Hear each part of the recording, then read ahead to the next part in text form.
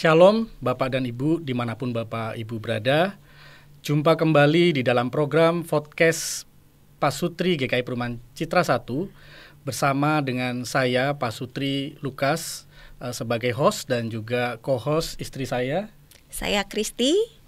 Perkenalkan, kami Pasutri dengan 2 orang anak yang dikaruniai 2 orang anak, seorang putri dan seorang putra. Ya, topik kita hari ini adalah parenting 101. Ya, apa itu 101? 101 ini berbicara masalah basic knowledge, pengetahuan dasar. Jadi kita mau membahas mengenai dasar-dasar pengetahuan bagaimana mendidik atau menjadi orang tua. Nah, kenapa ini penting ya, Bunda? Jadi memang kita sadar ya bahwa menjadi orang tua itu bukan sesuatu hal yang gampang, bukan sesuatu hal yang mudah. Karena memang faktanya banyak sekali tanggung jawab yang kita miliki. Dan tapi di sisi lain ada mungkin sebagian orang tua yang melakukan menjadi orang tua, peran sebagai orang tua tuh hanya take it for granted, hanya suatu siklus hidup gitu. Ketika setelah kita menikah, oh ya kita punya anak seperti itu, sehingga tidak ada sesuatu yang mungkin diusahakan. Nah, kita berharap melalui podcast hari ini kita bisa mendapatkan sedikit pencerahan bagaimana sebenarnya peran kita sebagai orang tua, khususnya di dalam iman Kristen, sehingga kita bisa semakin menghargai panggilan kita sebagai orang tua. Ya, luar biasa sekali ya. Puji Tuhannya hari ini kita kehadiran seorang narasumber yang saya yakin dengan segenap pengalamannya dan kisah hidupnya itu mampu membekali kita ya mengenai parenting 101. Ya, hadir bersama kita saudara-saudara sekalian, Pendeta Nathan Kristianto. Salam kenal, Pak. Selamat pagi, salam kenal. Ya.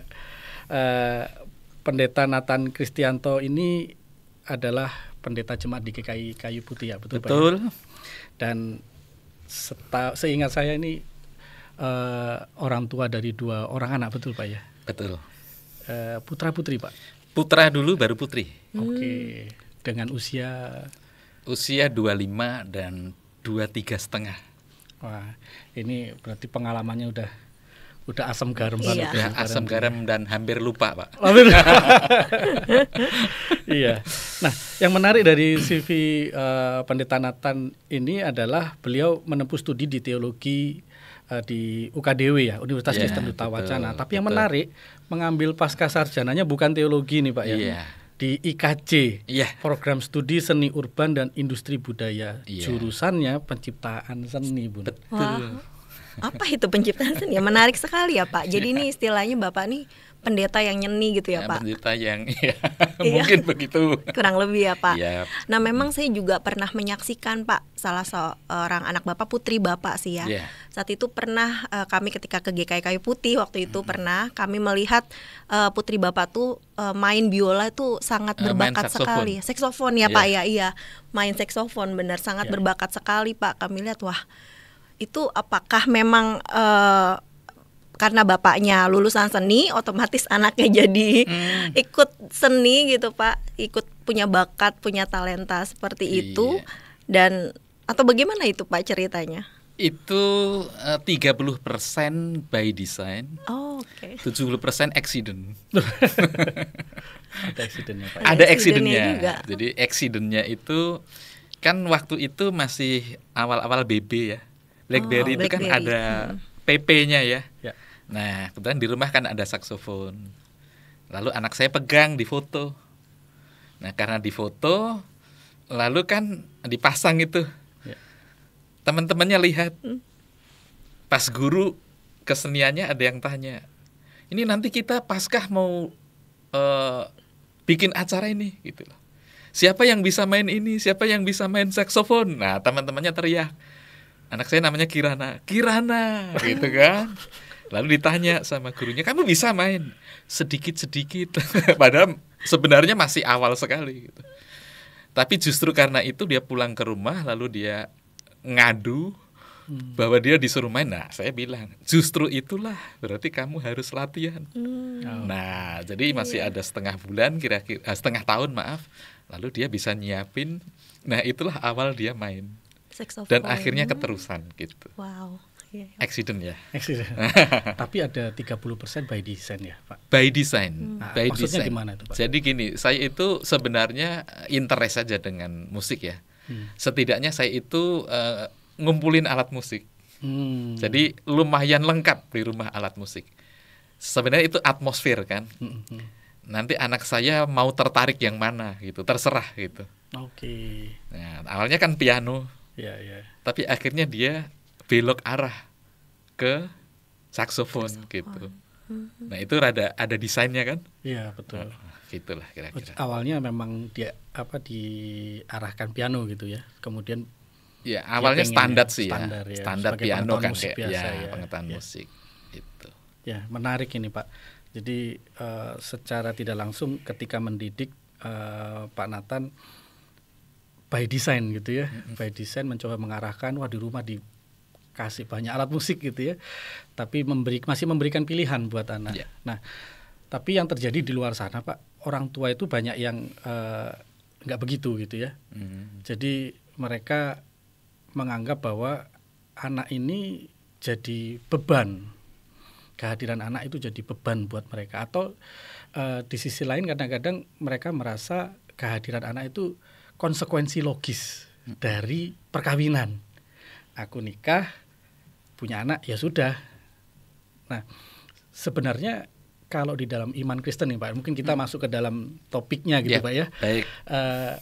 Kehadiran anak di dalam keluarga Kristen itu tujuannya apa gitu Pak ya? Iya.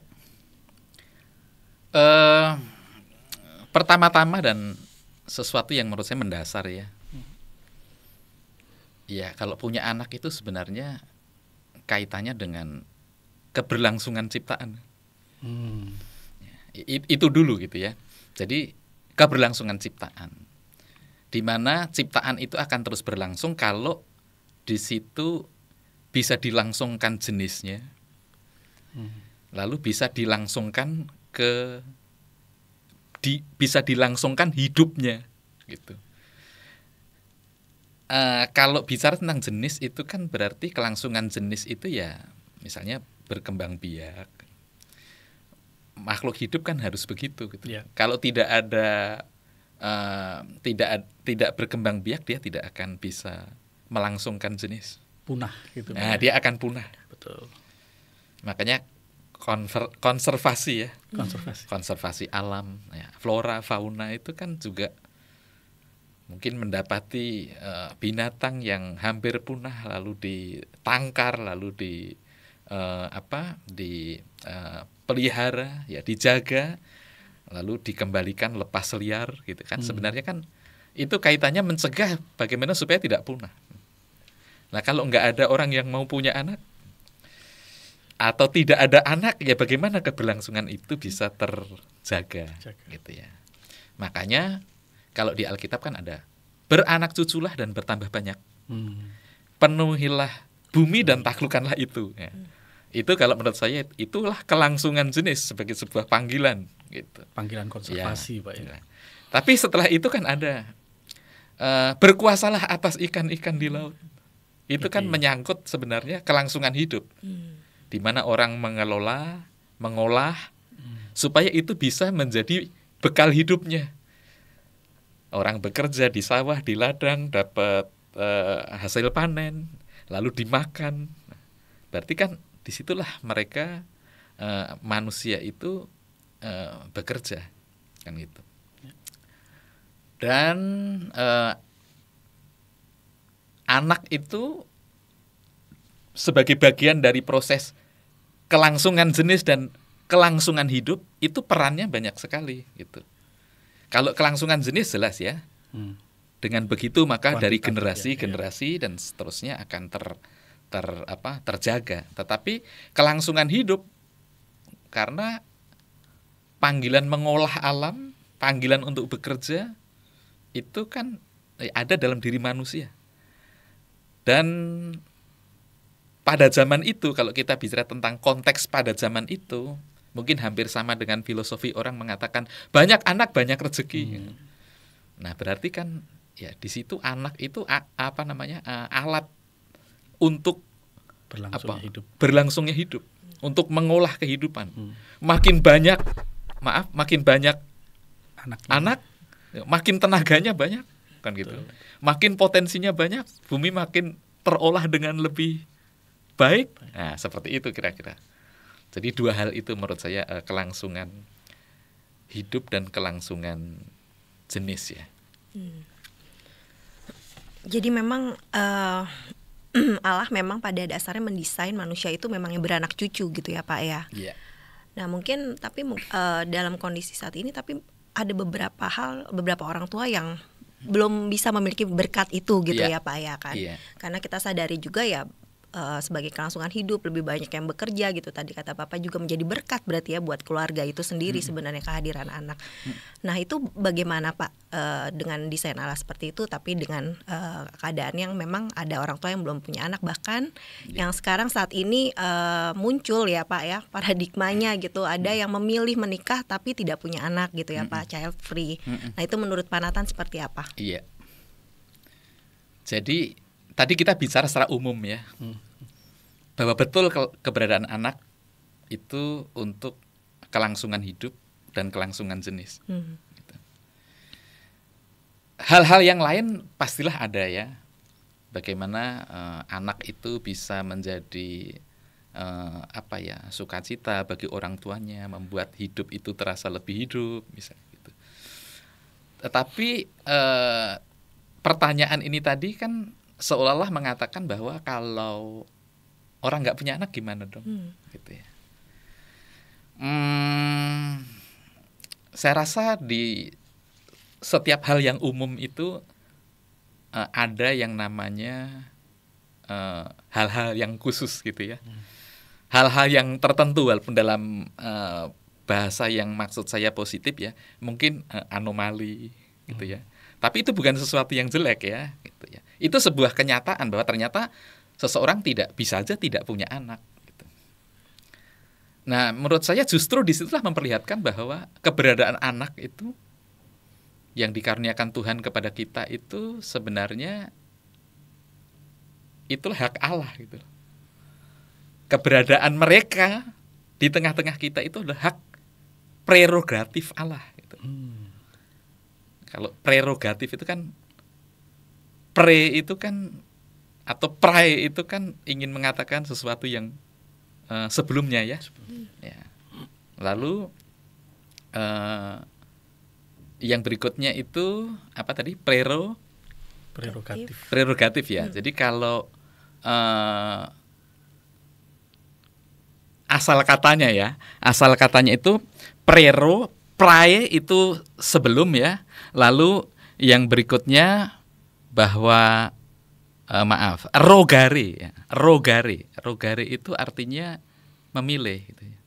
Orang yang bisa memilih sebelumnya ya, orang yang punya kekhususan untuk memilih sebelumnya itu pasti orang yang khusus ya, orang yang punya hak kekuasaan gitu ya. Orang yang punya hak lebih, dia punya hak untuk memilih sebelumnya. Nah, prerogatif Allah itu ya ingin menunjukkan ya dia itu yang memang berkuasa. Tentang bagaimana dia memberi atau tidak memberi, itu adalah hak Allah. Tapi apakah ketika Tuhan tidak memberi itu berarti apa yang menjadi maksud Allah itu akan terhenti gitu ya? Keberlangsungan jenis masih bisa berlangsung gitu ya. Keberlangsungan hidup masih bisa berlangsung. Dan kesempatan untuk manusia tanpa anak itu untuk tetap bisa mengerjakan panggilannya, tugasnya, memuliakan Allah kan nggak terkurangi sebenarnya, ya kan? Orang bisa memuliakan Allah tanpa anak. Romo, betul. ya misalnya ya, luar biasa. Ketika Teresa, tidak Mother Teresa kan bisa seperti itu. Nah, jadi itu dua hal yang berbeda gitu ya. Dua hal yang berbeda. Kita pahami saya rasa seperti itu gitu. Nah, yang tadi pertanyaan yang selanjutnya ya. Iya, betul. Bagaimana dengan orang yang dengan sadar tidak ingin punya anak ya. Nah, menurut saya ini juga menarik. Ini menurut saya cara kita melihat juga tidak tunggal, karena ada macam-macam alasan kenapa orang itu memutuskan tidak punya anak. Ada nggak orang yang memutuskan tidak punya anak karena sakit? Iya, betul, Pak. Karena kalau saya punya anak itu berisiko. Iya. Kan gitu kan? Betul. Ada nggak orang yang tidak punya anak karena dia sadar bahwa tanggung jawab mendidik anak, membesarkan anak itu berat. Sedangkan secara ekonomi, secara finansial dia belum mampu untuk itu dan tak kunjung mampu untuk itu. Gitu. Kalau dia punya anak kan bisa menjadi problem. Malah berdampak negatif justru. Bisa berdampak negatif. Ada orang yang memutuskan untuk tidak punya anak karena apa? Karena situasi perang misalnya. Atau karena di Brasil itu 2015 ada pemerintah itu tidak memperbolehkan seorang wanita itu hamil punya anak karena waktu itu ada virus apa itu gitu. Nah, ada virus Zika atau apa itu yang itu mempengaruhi perkembangan otak janin. Iya, betul. Nah, maka kan tidak. Itu membuat akhirnya orang bisa memutuskan dengan sadar aku tidak punya anak. Ya. Atau mungkin panggilan pekerjaan, panggilan pelayanan. Yang kalau pelayanannya masuk ke daerah-daerah yang berisiko atau pekerjaannya dan sebagainya gitu ya. Lalu memutuskan untuk kita tidak usah punya anak. Kan bisa begitu. Betul. Ya kan? Ya. Nah, tapi kan ada juga orang yang sengaja tidak punya anak itu apa? Spiritnya itu adalah kesenangan sebenarnya. Aku menikah tapi nggak usah punya anak. Karena apa? Kalau punya anak beban kan. Punya anak itu repot. Nggak mau repot, Pak. Mengganggu. Ya. Mengurangi kesempatan untuk waktu dugem kita. Nggak bisa ngapa-ngapain. Nah kan? Nah ternyata ada juga alasan-alasan yang seperti itu gitu. Alasan yang sifatnya memang egosentris ya Pak. Alasan yang diri sifatnya sendiri, egosentris, betul. Iya. Nah, saya rasa itu sulit ya untuk diterima seperti itu. Ya. Artinya kita nggak bisa melihatnya secara hitam dan putih. Tidak bisa melihat hitam dan putih. Ya. Karena memang ada alasan-alasan yang memang harus diputuskan child free, gitu ya. Dan motivasinya, dorongannya itu Betul. juga ikut menentukan bagaimana kita melihat hal itu. Gitu. Ya. Tapi secara konsep ada anak ataupun tidak anak, tadi disampaikan oleh Pak Nathan, keberlangsungan hidup dan keberlangsungan jenis itu terus berlaku karena yang general inilah yang dipelihara dalam tanda kutip. Begitu, Pak ya. Karena Tuhan tidak akan membuat semua tidak punya anak. Betul. Ya, betul. Karena desainnya seperti itu, Pak ya. Di dalam Alkitab juga memang harus beranak cucu pasti akan terus dipelihara seperti itu. Luar biasa, Pak. Nah ini seharusnya ketika kita memahami hal itu, Pak ya, ketika memahami bahwa kita punya tugas untuk keberlangsungan tadi jenis dan keberlangsungan hidup, maka menjadi penting buat orang tua itu punya kesadaran penuh mendidik. Karena kan tadi ya keberlangsungan hidup itu variasinya bisa banyak gitu. Justru malah apalagi zaman sekarang, Pak ya, profesi begitu banyak dan lain sebagainya. Nah, tetapi problemnya ada beberapa orang tua itu yang memikirkannya dengan sudut pandang yang berbeda. Karena dipengaruhi misalnya ini, Pak, kalau bahasa kasarnya itu balas dendam gitu. Dulu waktu kecil saya itu nggak pengen banget les musik gitu ya, tapi orang tua nggak mampu. Jadi begitu punya anak, kamu harus les A, kamu harus les B gitu ya. Segala jenis alat musik diikutin. Padahal belum tentu anaknya menyukainya. Atau di sisi lain orang tua merasa ingin anaknya harus sukses, dia punya ambisi. Kamu harus jadi hakim, harus jadi ini gitu ya. Nah, seolah-olah sebenarnya kan keberlangsungan hidupnya ada tuh, Pak ya, berjalan. Tapi apakah ini tepat motivasi-motivasi ini sebagai orang tua gitu ya? Iya. Ya, jadi karena kadang-kadang mendidik anak, mengarahkan anak itu adalah sebuah proyeksi dari apa yang belum dia capai. Ya. Atau bisa juga dari apa yang sudah dia capai. Kan ada gitu kan? Iya, betul. yang Kalau sudah dia bapaknya capai. dokter, Karena dokter saya semua. ini dokter, kan itu kan. Semuanya dokter Ya semua kan, harus maka ya. anaknya juga harus Kayak dokter. bapak pendeta, Pendeta, anaknya harus pendeta juga. anak saya ternyata nggak ada yang mau jadi Nggak ada pendeta. Ya, ya, jadi bisa proyeksi dari keberhasilan yang ayo kamu ikutin, Oke. kan itu.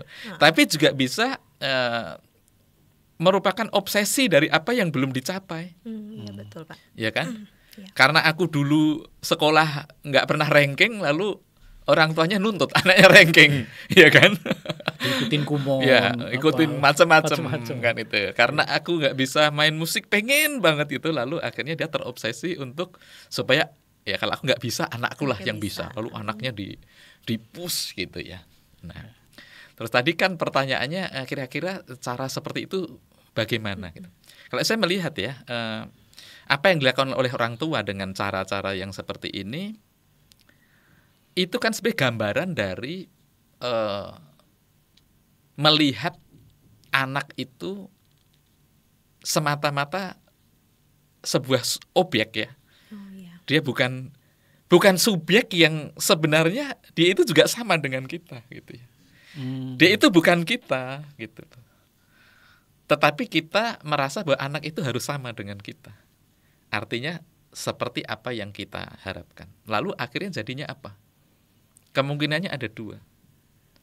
Anak itu akan dieksploitasi, ya, dan sebagai alat untuk mewujudkan ambisi. Dua hal itu. Ya. Jadi dieksploitasi karena apa? Karena anak itu seperti ya objek yang bisa kita mau apakan gitu ya. Yang bisa mau kita arahkan seperti apa gitu. Nah, kalau dieksploitasi lalu akhirnya betul anak dibesarkan, betul anak dididik, tapi ujung-ujungnya sebenarnya kembali kepada apa yang diharapkan.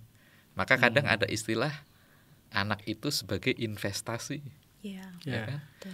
Anak itu menjadi sapi perah akhirnya yang dieksploitasi untuk kepentingan orang tuanya. Ya.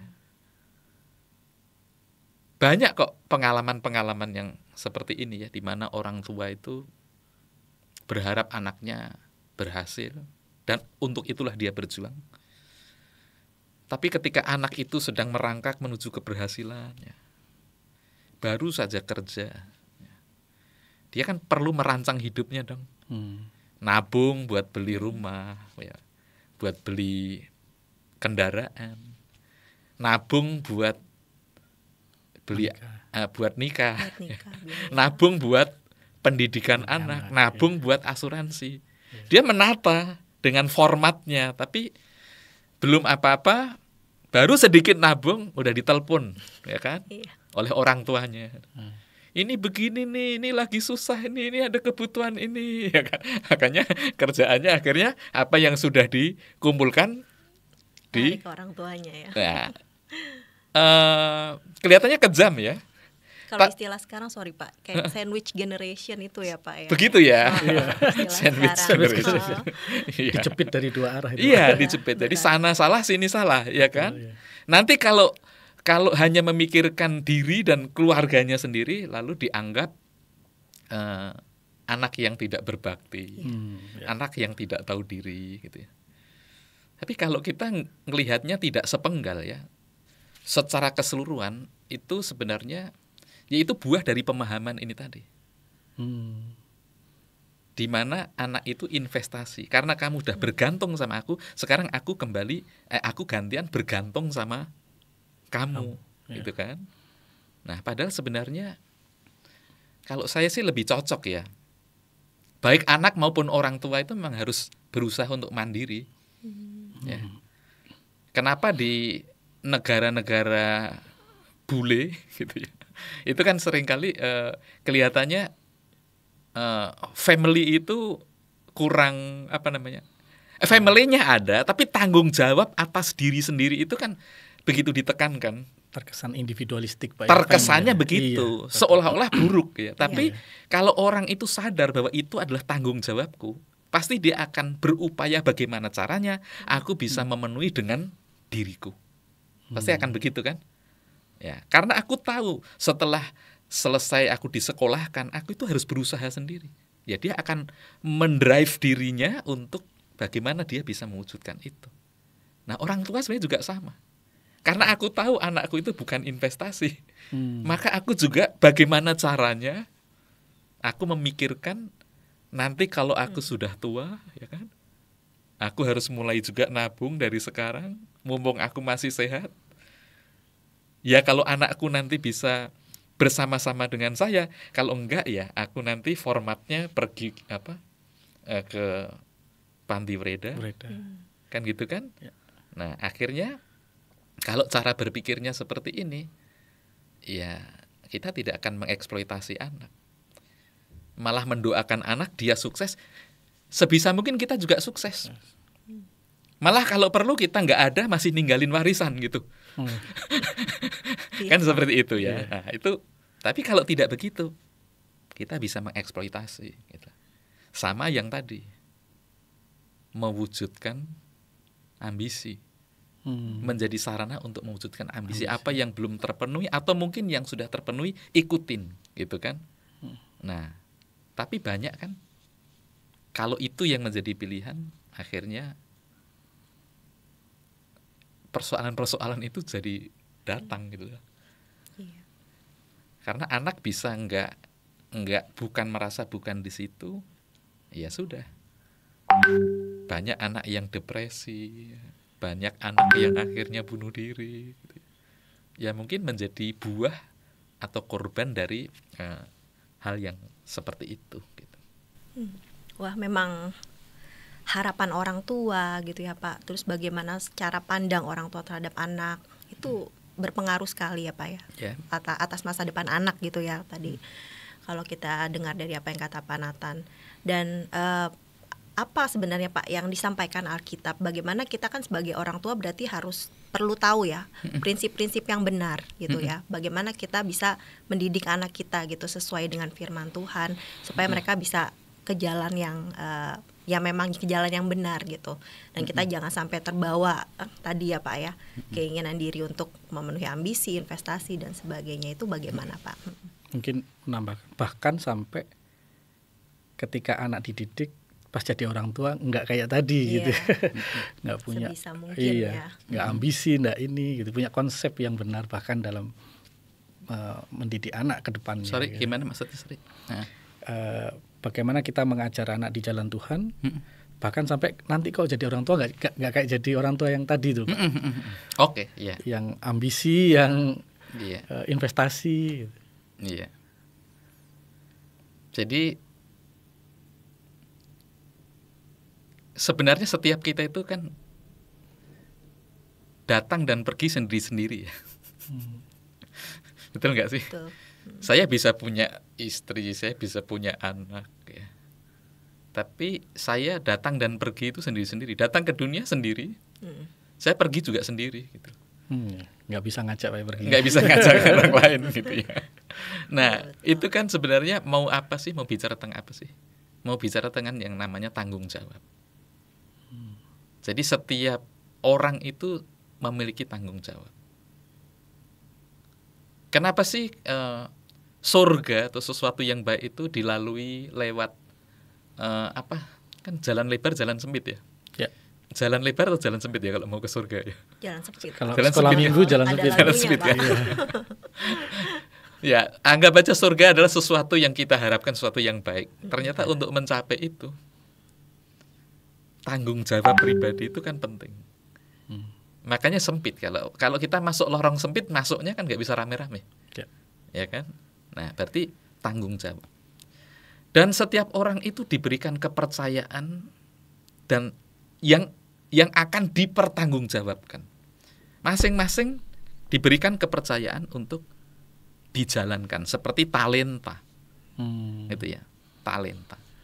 Nah, kalau orang itu menyadari bahwa setiap kepercayaan itu adalah talenta, dia akan pasti mengupayakan bagaimana caranya sedemikian rupa akan melakukan dengan sebaik-baiknya. Bagi orang tua, anak itu adalah talenta. Bagi orang tua, anak itu kan talenta sebenarnya, yang dia pun juga harus mendidik, ya, harus mengarahkan, harus memimpin, harus menuntun, harus mendorong, memotivasi sampai anak itu bisa menjadi bertanggung jawab juga atas diri dan kehidupannya.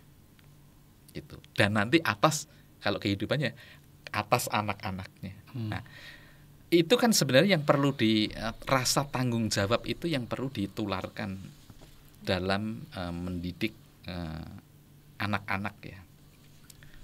Maka saya itu punya 3 hal yang menurut saya ya, mungkin menurut yang lain bisa 30 hal gitu ya.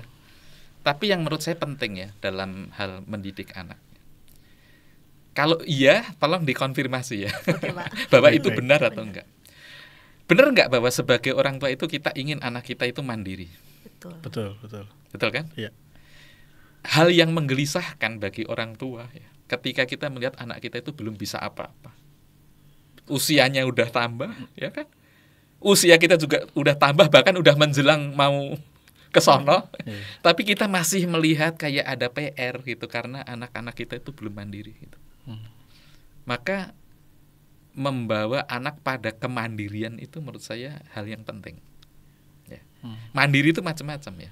Mandiri dalam hal iman, mandiri dalam hal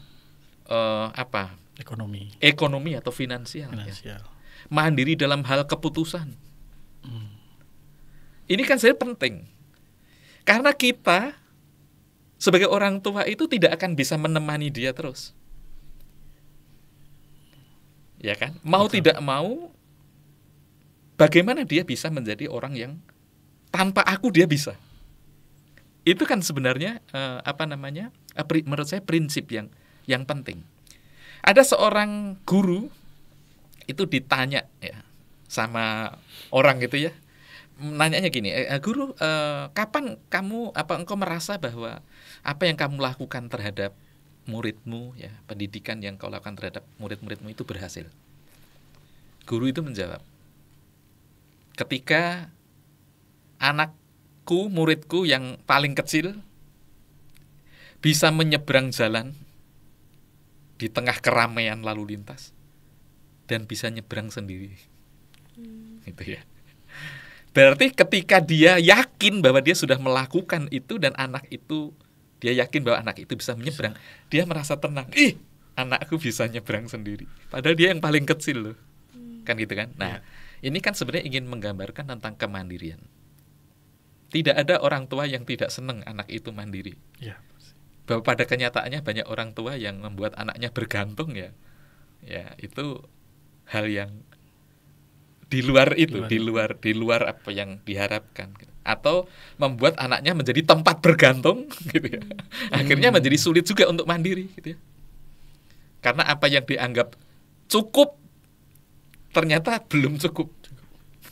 Ya. Maka itu tadi kemandirian. Lalu yang kedua itu adalah hidup benar. Ya. Ada nggak orang tua yang merasa enjoy aja melihat anaknya hidupnya nggak benar? Gerah pasti Pak. Ya kan? Iya. Aduh, anakku gini, itu jadi pikiran. Gitu ya. Pernah nggak berantem gara-gara anak nakal? Wah, sering Pak. Iya kan? Iya. Jadi ruwet kan? Iya. Jadi kenakalan sumber konflik orang tua. Sumber konflik orang tua gitu. Yang satu pengen belain, yang satu yang satu memahamin, yang satu nggak bisa gitu ya. Akhirnya dari persoalan mereka, akhirnya muncullah persoalan kita orang tua gitu. Tapi kalau kita lihat anak itu hidup benar gitu ya, itu rasanya kita sebagai orang tua itu mungkin akan bisa mengatakan, nggak apa-apa kamu nggak jadi orang kaya, nggak apa-apa nggak jadi, iya kan, tapi hidupmu benar. Daripada nanti kamu punya segala sesuatu tapi hidupmu nggak benar sebagai orang tua ya. Makanya di 1 Petrus pasal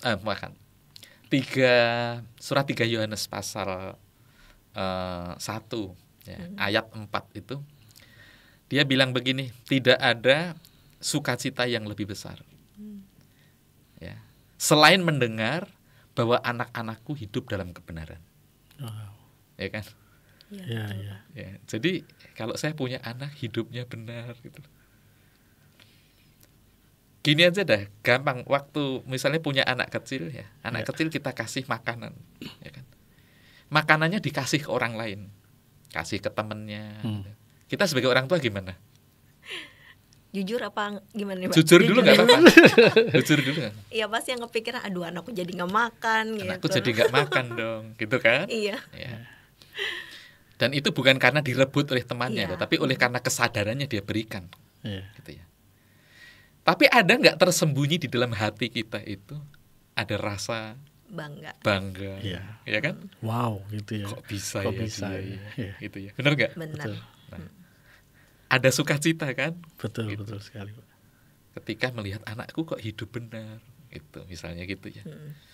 Anakku kok bisa apa namanya? Pernah nggak ditanya sama apa dinasihatin sama anak? Iya, Pernah sih, Pak. Ini gantian saya yang mewawancarai. Walaupun anaknya kecil gitu ya. Iya, kok bisa ya? Gitu. Iya. Apalagi kalau nggak nempati janji, Pak. Nah, itu paling sering. Kadang-kadang dia mengoreksi kesalahan kita kan. Betul. Di balik rasa nggak enak ya, rasa malu, rasa kamu tuh siapa, kamu anak kecil. Tapi ada nggak perasaan senang? Iya. Tapi nanti Pak perasaan senang. Yang malu dulu. Malu dan kesel. Nah, itu berarti hidup benar. Betul. Yang ketiga, jadi berkat. Ya, jadi nggak ada orang tua yang nggak bisa bersyukur, bersukacita kalau anaknya itu bisa menjadi berkat bagi banyak orang. Gitu ya. Ya, jadi saya rasa 3 hal ini adalah hal yang menurut saya penting ya. Bagaimana anak bisa dididik pada kemandirian. Ya. Dalam banyak hal tadi ya, kemandirian iman, finansial, mengambil keputusan ya. Lalu apa tadi? Kebenaran. Hidup benar. Ya. Dan jadi berkat. Saya rasa ini hal yang menurut saya penting ya di dalam kita mendidik anak kita. Nah, ini kalau 3 hal itu terjadi pasti tidak ada orang tua yang tidak bahagia itu, Pak. Pasti tidak ada orang tua yang susah tidur. Iya. Nah, yang jadi persoalan gimana tuh Pak caranya kita bisa mengarahkan anak mandiri, hidup benar, menjadi berkat itu kan nggak mudah, apalagi orang tua zaman sekarang tadi ya di awal banyak yang ya take it for granted lah gitu ya, atau yang merasa aku udah kerjaan sudah ini beban banget ini aku harus mengarahkan anak supaya mandiri supaya ini gitu ya. Apakah ada nilai-nilai atau guidance dari Alkitab yang menolong kita gitu ya untuk mengarahkan anak kita ke sana? Saya tadi sebenarnya mau ngomong materi yang terakhir tapi saya lupa, jadi nggak jadi. Jadi langsung ke yang coba saya tanggapin ya. Bagaimana kita bisa menuju ke situ? Gitu ya. Kalau kita bicara misalnya tentang kemandirian ya. Kemandirian itu kan memang tidak lepas dari bagaimana kita mendidik. Kalau education itu kan pengertiannya kan sebenarnya membentuk, mengarahkan gitu ya. Membentuk, melatih, membentuk ya. Kalau dalam bahasa Latin kan duker itu kan bagaimana kita bisa membentuk, melatih dengan cara apa? Dengan cara memimpin, lalu menuntun, dan yang ketiga adalah mengarahkan. Ini jadi mengingatkan kita pada konsepnya Ki Hajar Dewantara ya. Engarso sung tulodo. Nah, ini bahasa malaikat ya. Tapi karena ini sudah umum ya. Engarso sung tulodo. Ing madya mangun karso. Tutpuri handayani. Di depan itu memberi teladan. Tulodo kita teladan ya. Lalu ing madya itu madya di tengah. Di tengah orang menuntun itu kan sama-sama kan. Menjalani proses sama-sama, ya kan? Menuntun ing madya mangun karso ya, membangun hasrat ya. Membangun hasrat, membangun minat, kan gitu kan. Mengarahkan kepada kesadaran kita ke sana, ya gitu kan. Lalu yang terakhir itu tutwuri handayani ya. Dari belakang tapi memberi daya. Gitu ya, memberi dorongan, handayani, memberikan motivasi. Ya. Itu kalau duker, edukasi tadi, eduker itu ternyata dia bisa terkait dengan ini prinsipnya Ki Hajar Dewantara. Nah, tapi kan kurang Alkitab ya. Karena podcastnya GKI Citra ya Pak. Nah, kalau dalam Alkitab itu ada Ulangan pasal yang ke-6 ayat 4-9. Itu menurut saya juga menarik ya. Ulangan pasal 6 ya. Ayat yang ke-4 sampai ayat 9. Nah, saya baca ya. Boleh ya? Silakan Pak. Dengarlah hai Israel, Tuhan itu Allah kita, Tuhan itu esa. Kasihilah Tuhan Allahmu dengan segenap hatimu dan dengan segenap jiwamu dan dengan segenap kekuatanmu.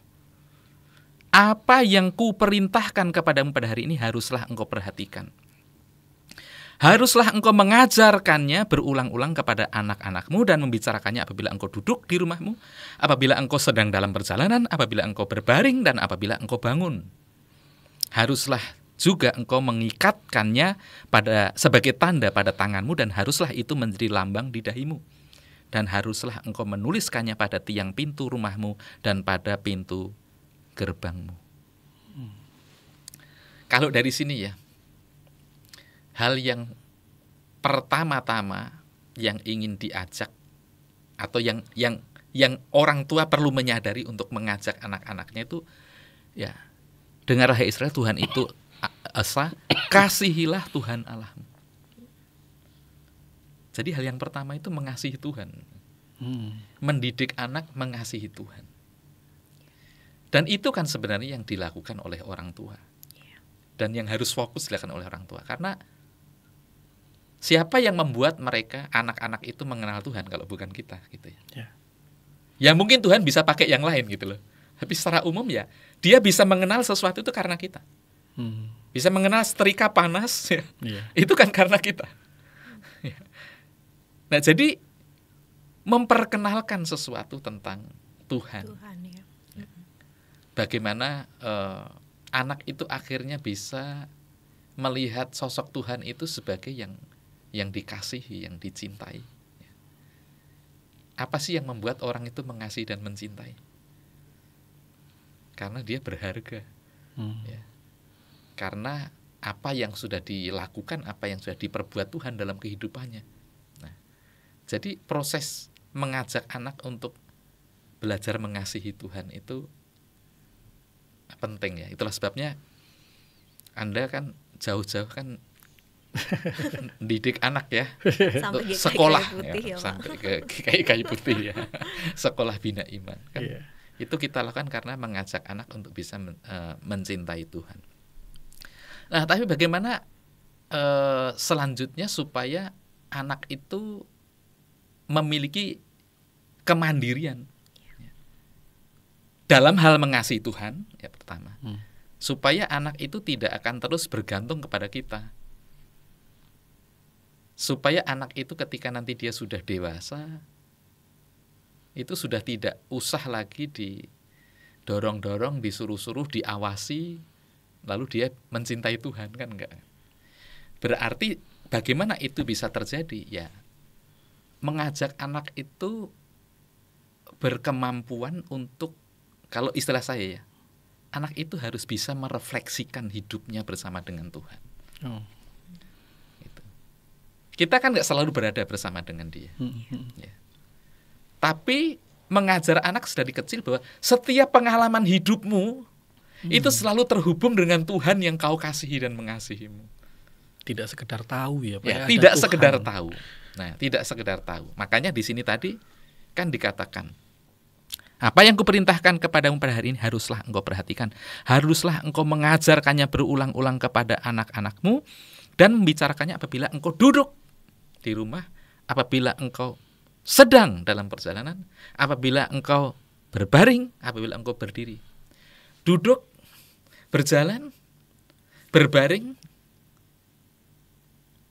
berdiri, ya, benar ya.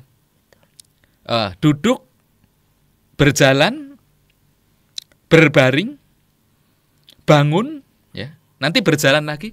Hidup kita itu kita penuhi dengan rangkaian kata kerja ini, bukan? Iya. Benar ya? Mencakup seluruh hidup itu. Ya. Sekarang kita lagi apa? Duduk. Habis ini nanti kita apa? Berdiri. Bangun, Terus setelah berdiri. itu kemana? Tidur. Berjalan. Capek nanti berbaring kan gitu kan. Itu kan sebenarnya ingin mengatakan bahwa seluruh kehidupan ya, itu adalah kesempatan. Ya.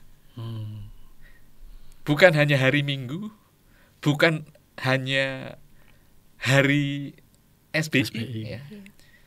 Bukan hanya hari-hari tertentu, tapi kan seluruh kehidupan itu adalah saat di mana engkau mengajarkannya kepada anak-anakmu. Untuk apa? Untuk supaya dia itu selalu melihat apa? Tuhan, gitu loh. Mengalami apa? Terefleksi ke Tuhan.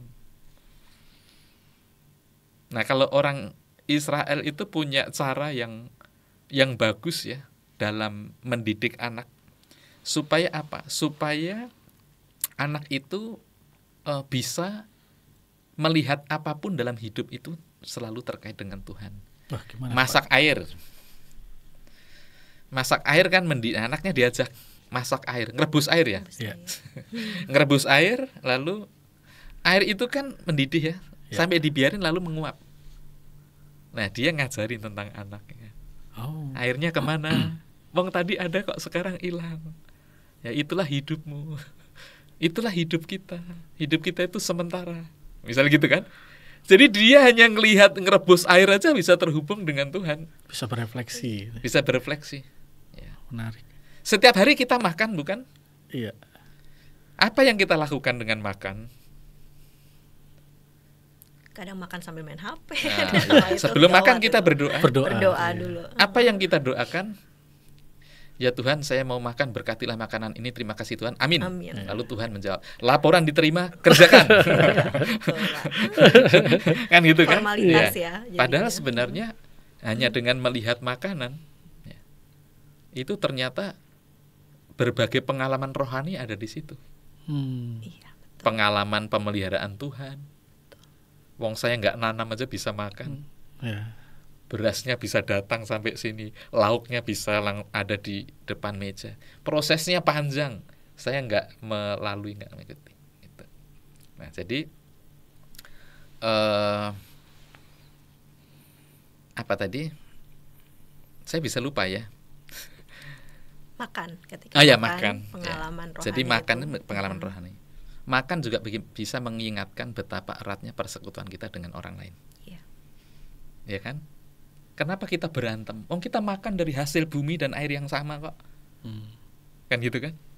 Dari makan, dari peristiwa-peristiwa yang lain. Makanya kan firman Tuhan katakan, baik ketika engkau makan, engkau minum atau melakukan segala sesuatu yang lain, lakukanlah itu untuk kemuliaan Tuhan. Apapun gitu ya. Nah, kalau anak udah terbiasa berefleksi seperti ini, anak akan mandiri menurut saya. Tadi menarik sih Pak ya. Ya benar, jadi bagaimana kita tidak memisahkan gitu ya Pak ya, bahwa seluruh kehidupan kita itu memang ya terintegrasi ya sebagai sebuah pemeliharaan Tuhan, dan itu yang memang harus dipahami anak-anak melalui kita gitu ya Pak. Dan caranya gimana? Kalau tadi saya dengar dari ulangan 6 tadi, ya orang tua harus melakukan terus-menerus berulang-ulang gitu ya Pak katanya. Nah mungkin tantangan kami nih Pak, orang tua kita gitu ya, sebagai orang tua apalagi di pasutri modern gitu Pak, keterbatasan waktu gitu dengan anak gitu kan, sehingga kuantitas maupun kualitas apalagi gitu, itu untuk mengajarkan tadi secara berulang-ulang pemeliharaan Tuhan, penyertaan Tuhan itu menjadi lebih terbatas. Nah mungkin bagaimana tuh Pak menurut Bapak? Saya rasa kualitas memakai waktu terbatas menggunakannya secara berkualitas. Ya. Karena kita sadar nggak orang hidup di Jakarta bekerja? Iya. Betul, saya bekerja. Kalau nggak kerja dua-duanya nggak cukup. Nah kan gitu kan. Itu kan tantangan kita ya. Nah, tapi kita sadar bahwa kita harus menjaga anak, mendidik anak. Nah, di tengah waktu yang terbatas, bagaimana kita menggunakan waktu itu secara berkualitas? Mungkin bukan masalah lamanya menurut saya, tapi masalah bagaimana itu bisa mewakili dan meyakinkan kepada anak kita bahwa aku orang tua itu hadir bagi kamu. Aku orang tuamu itu memperhatikan kamu. Saya ini sedang membuat proyek untuk menelpon seorang oma setiap tanggal 5. Sebulan sekali kan? Ada relasi Pak atau enggak ya, anggota jemaat biasa gitu kan, karena jarang sekali merasa tidak terperhatikan. Tapi juga sadar bahwa pendeta sibuk gitu ya. Ya sesibuk-sibuknya ya udah setiap tanggal 5 nanti saya telepon. Jadi saya reminder di HP gitu kan. Walaupun sebulan sekali, tapi dia merasa bahwa dia diperhatikan. Dan dia menanti kali ya Pak. Dan dia menanti kan? Iya kan? Iya. Itu kan sebenarnya kan waktu kita terbatas, tapi itu bisa mewakili apa yang kita lakukan itu mewakili kehadiran saya yang diharapkan kan gitu kan. Dan dia merasa percaya bahwa oh enggak, Pak Nathan memperhatikan kok, kan gitu kan. Nah, anak-anak itu saya rasa juga perlu memiliki rasa keyakinan itu bahwa orang tua itu hadir. Bagaimana di tengah keterbatasan? Ya kalau Mas ini belajar di pengalaman. Kalau memang pas susah waktunya ya, setidaknya sapaan-sapaan yang bisa kita lakukan, yang bisa dibaca oleh anak itu, orang tuaku memperhatikan aku gitu ya. Di saat-saat tertentu ya, mungkin di WA ditanya kabarnya, misalnya kan gitu kan. Itu kan bagi anak kan, orang tuaku lepas dia punya masalah atau nggak punya masalah ya, gitu. Terus kalau memang ada saat-saat di mana kita bisa berinteraksi atau mungkin menciptakan saat-saat untuk berinteraksi. Ada orang tua yang semasa kecil karena kesusahan hidupnya dia tidur bersama. Kamarnya kan kecil, terbatas, tapi justru di situ dia dekat, ya kan? Lalu akhirnya udah bisa membuat kamar sendiri, lalu akhirnya orang tuanya sendiri, anaknya 3 sendiri. Bareng-bareng tapi bareng-bareng. Hubungannya itu menjadi terasa dekat, ya kan?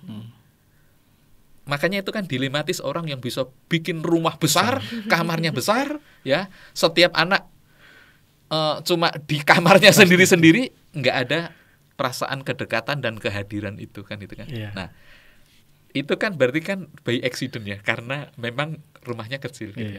Tapi ketika sekarang dia sudah sukses, ya kan, udah mandiri semua, mereka mengagendakan kalau pulang ke rumah itu mereka tidur bareng. Padahal udah gede-gede Pak ya. Padahal udah gede-gede, udah tua-tua kan gitu kan. Nah, seperti itu. Makan bareng, pergi bareng. Menurut saya itu ya cara kita menyiasati ya, mengkhususkan waktu. Waktu itu nggak bisa ditunggu. Waktu ternyata harus dicari gitu ya, dan dihadirkan. Menurut saya itu akan ya di tengah-tengah situasi kesibukan-kesibukan seperti sekarang ini memang harus ada kreativitas kita menurut saya.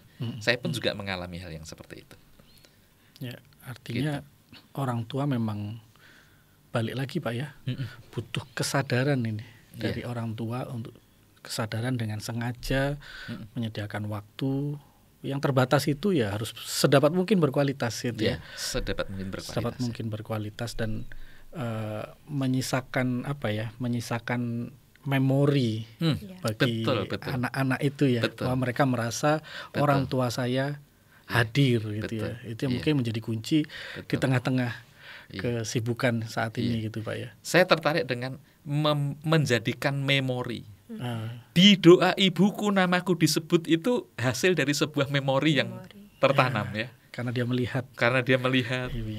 Sehingga ketika hidupnya udah mau tersesat hancur, ingat doa ibunya, dia bisa kembali gitu. Ya. Oke. Menarik bahwa challenge yang lain dalam kondisi modern ya, orang tua modern ya Pak. Memang kita sudah berhasil meng-create momen memori itu. Tetapi dalam kesibukan anak kita kadang-kadang lebih banyak sekolah ya, lebih banyak terlibat dengan guru teman-teman gitu ya. Atau kalau yang kerjanya jauh kadang-kadang dititipkan ke pembantu. Nah, ada satu risiko di sini ya, risiko bahwa nilai atau value yang kita sampaikan dari memori-memori itu bisa kalah nih. Betul. Karena kebersamaannya lebih banyak di sana ini. Betul. Nah, ini persoalan nih Pak. Menurut Pak Nathan bagaimana nih kita bisa mengalahkan ya? Belum lagi Pak, kayak anak mulai beranjak remaja tuh dia udah bisa membandingkan model parenting orang. Oh, kalau mamahnya ini gini loh Bun gitu. Betul. Value-nya beda itu. Value-nya beda. Kita nggak bolehin nonton Korea belum sesuai umur. Di sana banyak yang sudah boleh. Kemarin nonton Squid Game bareng-bareng nih. Orang tuanya misalnya. Itu sulit memang Pak untuk menjawabnya gitu. Betul. Jadi gini, mungkin yang pertama ya, itulah alasan kenapa saya di rumah itu nggak ada orang lain dari dulu sejak punya anak. Asisten pun nggak ada. Ya asistennya saya, asisten saya istri saya, asisten istri saya. Wah, luar biasa. Gitu ya. Pasti jadi tidak ada omanya, tidak ada opanya kan itu kan nggak ada gitu ya. Tapi ya saya tahu bahwa ternyata memang ada hal-hal yang seperti itu, bahwa kita itu kayak jadi double job atau double treatment gitu. Ya kan? Yang dilakukan oleh kita dan juga orang tua kita. Menurut saya kok gini ya, semua itu memang perlu belajar ya. Dan bagaimana orang bisa belajar itu kan, kalau mau belajar bersama-sama ya kita menurut saya nggak boleh sebenarnya kita dongkol tapi kita diam. Ya, sebenarnya kita mempersoalkan itu tapi kita nggak bisa ngapa-ngapain. Menurut saya kita tetap harus sharing, karena konsistensi itu penting gitu loh. Konsistensi dalam sebuah keluarga dalam mendidik anak itu penting. Kalau mamanya nggak boleh ini, papanya pasti kan nggak boleh itu. Lalu nanti omanya juga pasti nggak akan begitu. Nah, bagaimana semuanya itu bisa memahami hal yang seperti itu, gitu ya. Jadi menurut saya perlu komunikasi gitu, supaya nanti tidak jalan sendiri-sendiri. Lalu kalau keluarga lain seperti ini, kok kita nggak seperti itu? Ya. Pasti sama. Pertanyaannya juga, mereka juga tanya, keluargamu seperti itu, keluargaku kok enggak? Kan. Sebaliknya. Iya kan. Nah, jadi mungkin anak-anak juga bisa diberikan pemahaman. Memang sebenarnya cara mendidik dalam kehidupan rumah tangga, dalam keluarga itu ya bisa beda-beda gitu ya. Tapi kita jangan melihat secara sepintas menurut saya. Boleh nonton itu mungkin ada aturan yang lain. Boleh nonton itu di jam tertentu. Kan bisa kan? Boleh nonton itu bersama-sama misalkan gitu kan.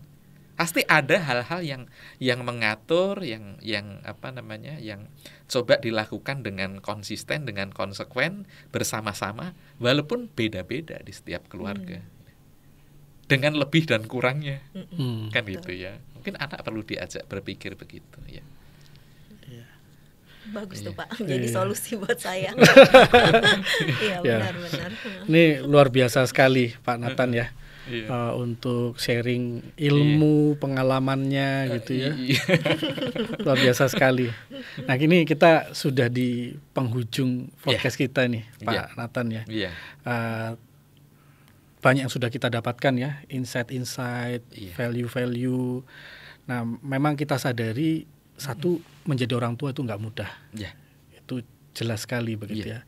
Dan tapi masalahnya nggak ada sekolahnya, nggak ada yang ngajarin kadang-kadang. Tapi bersyukur melalui diskusi kita semoga ini bisa menolong ya orang tua khususnya di GKI Perumahan Citra 1 bisa lebih memahami panggilannya sebagai orang tua gitu. Iya, benar sekali Pak. Mungkin memang benar ya, menjadi orang tua itu adalah sebuah beban, tapi kita melihat ini melalui podcast ini kita menyadari bahwa beban itu dalam arti sebuah tanggung jawab ya Pak ya. Jadi kalau saya tuh sering mengistilahkan tuh a sweet burden, sebuah beban yang manis gitu, karena memang pada akhirnya ketika di akhir kita melihat buah-buah yang baik gitu ya dari anak kita, ada sukacita ya Pak ya, ada sukacita, ada rasa terharu gitu ya Pak. Ternyata apa yang Tuhan percayakan, talenta tadi apa lewat anak-anak kita itu kita bisa jaga, kita bisa kembangkan, kita bisa nurture dengan sebaik mungkin. Nah, dan kita berharap Pak dengan anugerah yang Tuhan berikan kepada kita para orang tua ya, khususnya di GKI Perumahan Citra 1, lewat apa yang Bapak sharingkan, kita bisa semakin lagi menghargai ya bagaimana panggilan kita sebagai orang tua, dan kita bisa berjuang ya untuk hal itu. Ya, baik, terima kasih banyak Pak Nathan untuk waktunya, dan pada Bapak Ibu Saudara sekalian, kita sampai di sini podcast kita. Sampai jumpa di podcast Pak Sutri GKI Perumahan Citra 1 selanjutnya. Tuhan memberkati.